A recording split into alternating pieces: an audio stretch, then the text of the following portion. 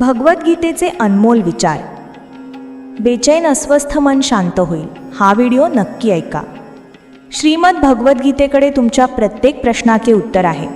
तुमची कोणतीही अडचण असो, कोणतीही इच्छा असो, भगवद्गीता तुमच्या प्रत्येक प्रश्नाचे उत्तर देते. तुमच्या प्रत्येक समस्येचे समाधान देते. मग ती अडचण तुमच्या मनाची असो, धनाची असो, शरीराची असो किंवा तुमच्या नातेसंबंधांची असो, तुम्हाला तुमच्या प्रत्येक समस्येचे उत्तर श्रीमद भगवद्गीतेमध्ये नक्कीच मिळेल. तुम्ही तुमच्या ध्येयावर कधीच पोहोचणार नाही जर तुम्ही वाटेत भुंकणाऱ्या प्रत्येक कुत्र्याला दगड मारत बसाल. जे आपलं आहे ते कधीच दूर जाणार नाही आणि जे दूर गेलं ते कधीच आपलं नव्हतं. मला याच कारणामुळे जिंकायचं आहे, कारण सगळ्यांना वाटतं की मी हरावं. आशा हे अर्ध आयुष्य आहे आणि निराशा हा अर्धा मृत्यू आहे. 2 हातांनी आपण 50 लोकांना मारू शकत नाही, पण 2 हात जोडून आपण कोट्यावधी लोकांची मनं जिंकू शकतो. जर मी हट्टा धरला तर मागे वळूनही पाहणार नाही. माझ्या संयमाची तुम्हाला अजून ओळखच नाही. मजबूत पोलादही तुटतं आणि अनेक खोटे लोक एकत्र आले तर सत्य तुटून जातं. जे आम्हाला सोबत घेऊन गेले नाहीत त्यांच्याही पुढे जायचे आहे. हे देवा, आम्हाला नक्कीच दीर्घायुष्य देऊ नकोस. थोडे कमी जगू, पण कोणावर अवलंबून राहू नकोस.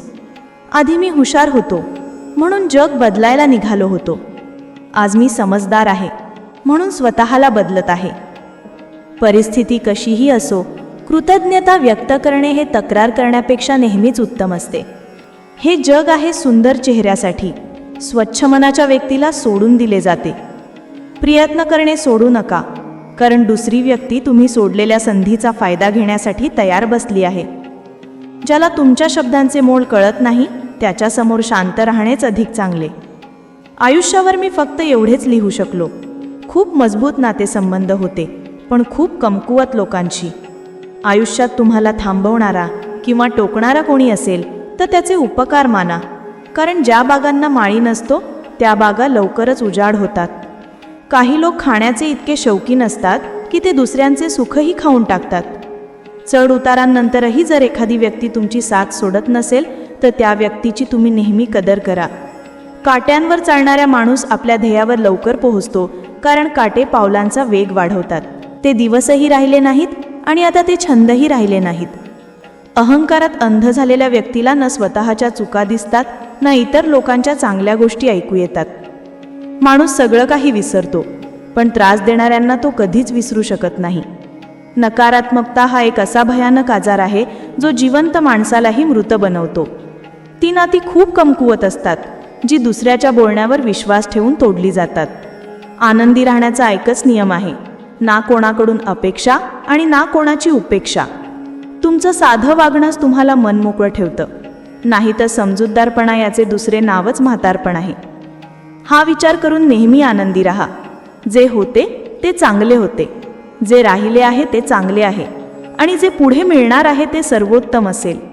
वेळ आणि आपले लोक जेव्हा एकाच वेळी दुःख देतात तेव्हा माणूस फक्त बाहेरूनच नाही तर आतूनही तुटून जातो.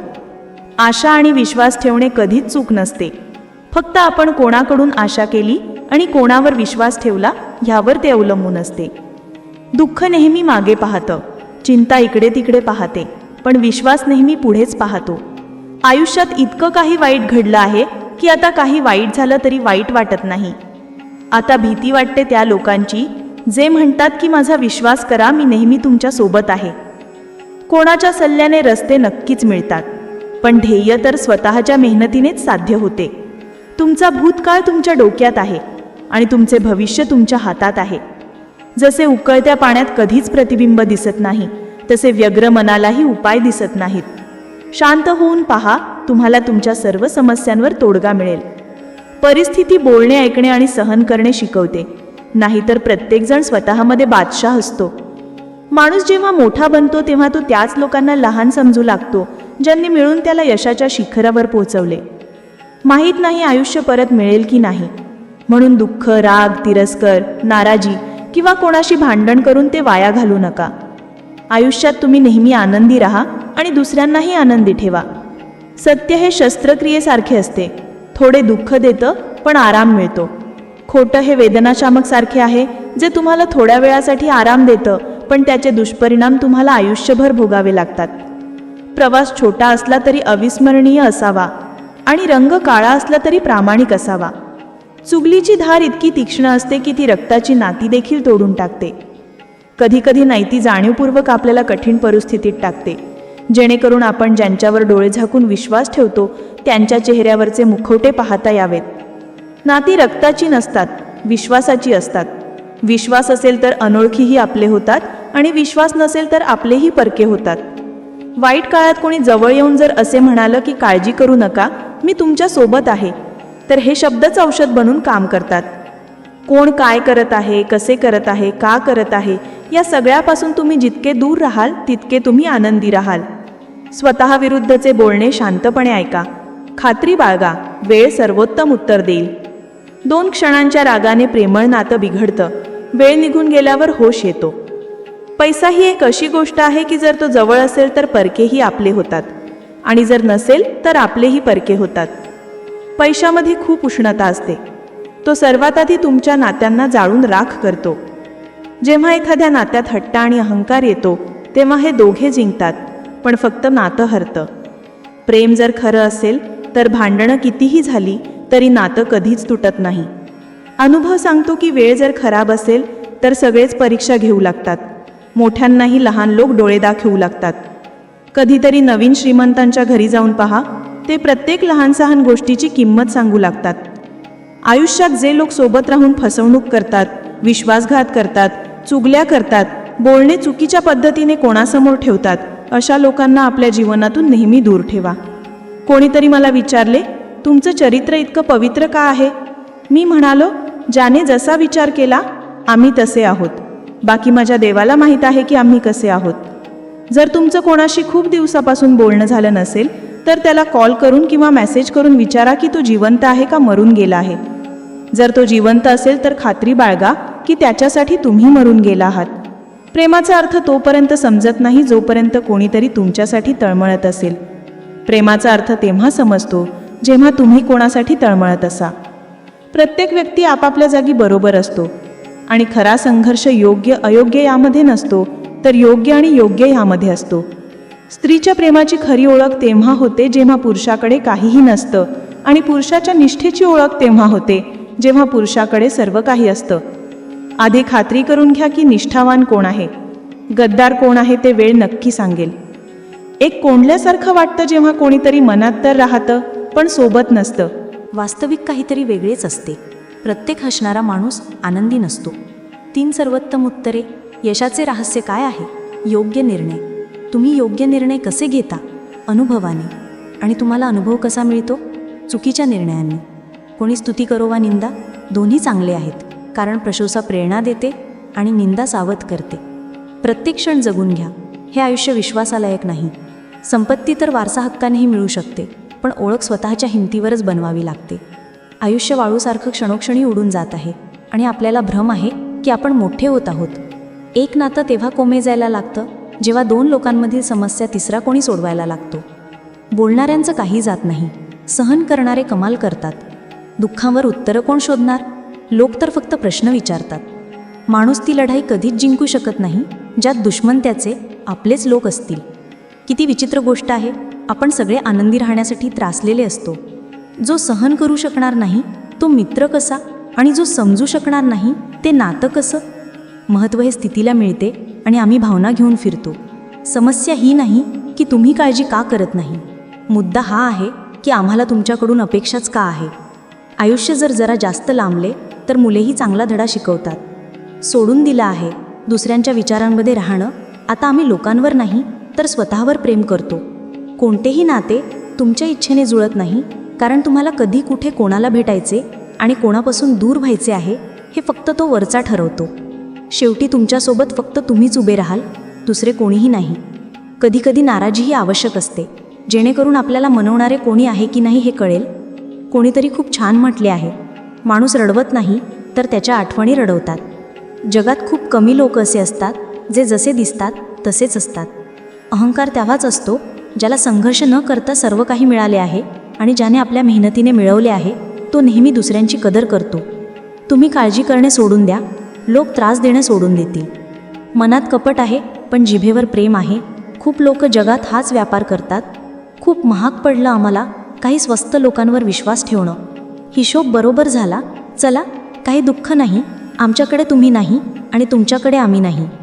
ज्या नात्यांना तुमच्या अस्तित्वाची अडचण वाटू लागते तिथून हसून निघून जाण्यात चांगले असते. ज्यांच्या बोलण्याने आराम मिळतो त्यांचे मौन मारून टाकते. कोणी न मिळाल्याने आयुष्य संपत नाही, पण मिळून गमावल्याने त्रास खूप होतो. मोजके 4 मित्र असावेत, कमी असले तरी प्रामाणिक असावेत. अहंकार बाळगू नका. वेळेच्या समुद्रात कितीतरी सिकंदर बुडाले आहेत. पती-पत्नीचं नातं असे असावे की त्यांच्यात भांडण झाल्यावर तिसऱ्याला कळायलाही नको, नाहीतर लोक फायदा घेण्यासाठी वेळ लावत नाहीत. फरक समजून घ्या. तुम्ही स्वस्त आहात आणि आम्ही मौल्यवान आहोत. विचित्र लोक आहेत, मन तोडून म्हणतात की आनंदी राहा. अनुभव सांगतो की एक प्रामाणिक मित्र 1000 मतलबी नातेवाईकांपेक्षा चांगला असतो. देवाच्या मनात आले तर तो तुम्हाला राजा बनवतो आणि जरा नजर फिरवली तर गरजू बनवतो. मी कधीही कोणावर नाराज होत नाही, फक्त खास लोकांना सामान्य बनवतो. आयुष्यात कोण कोण येते हे महत्त्वाचे नाही, शेवटपर्यंत कोण राहतं हे महत्त्वाचे आहे. किनारा मिळाला नाही तर हरकत नाही, दुसऱ्यांना बुडवून मला पोहता येत नाही. जेव्हा माणूस आतून तुटतो तेव्हा बाहेरून शांत राहायला लागतो. स्वतःशी मैत्री करायला शिका, मग आयुष्यात तुम्ही कधीच एकटे राहणार नाही. शांत आहे कारण धोका खाल्ला आहे, दिला नाही. मी कोणाला समजावा, इतकी समज अजून कोणामध्ये नाही. महागाईचा काळ आहे महाशय. आता नाती फक्त नफा बघून होतात. काही गोष्टी सांगून नाही तर स्वतःवर घडल्यावर समजतात. जगासमोर आपली दुःख कधीही व्यक्त करू नका, कारण ते तिथे मीठ नक्कीच लावतात जिथे आधीच जखम असते. 2 भागांमध्ये विभागले गेले माझे सर्व विचार. काही तुला मिळवायला निघाले आणि काही मला समजवायला निघाले. माझी तुझ्याबद्दल कोणतीही तक्रार नाही. तू आलीस तीही तुझ्या मर्जीने आणि गेलीस तीही तुझ्या मर्जीने. देवाला सोडून कोणीही आपलं नाही आणि आपण देवाला सोडून सगळ्यांच्या मागे लागलो आहोत. ही 2 नातेसंबंध माणसाला बर्बाद करतात. एक दुटपी मित्र आणि दुसरे खोटे प्रेम. खरा मित्र कितीही नाराज असला तरी तो कधीही शत्रूंच्या रांगेत उभा राहणार नाही. जे आयुष्य उरले आहे ते वाया घालवू नका. त्यापेक्षा चांगले आहे की तुम्ही त्याला विसरून जा. एकटे सोडून जाणाऱ्याला हे सांगणे गरजेचे आहे की आम्ही एकटेच पुरेसे आहोत. तेच प्रेम दूरपर्यंत टिकते ज्यात पुरुषाला प्रेम आणि स्त्रीला आदर मिळतो.